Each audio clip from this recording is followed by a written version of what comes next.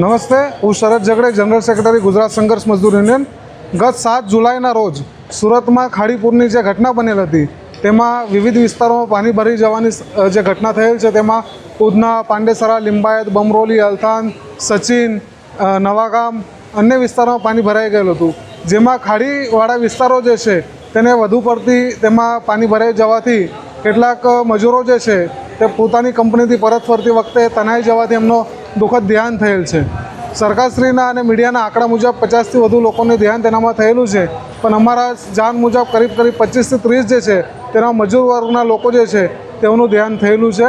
એવા લોકોના પરિવારને ગુજરાત સરકાર તરફથી યોગ્ય વળતર ચૂકવવામાં આવે, તેમજ જે સ્લમ વિસ્તારો છે જ્યાં મજૂર વર્ગના લોકો રહે છે તે વિસ્તારમાં પણ પાણી ભરી જવાની ઘટના બનેલ હતી.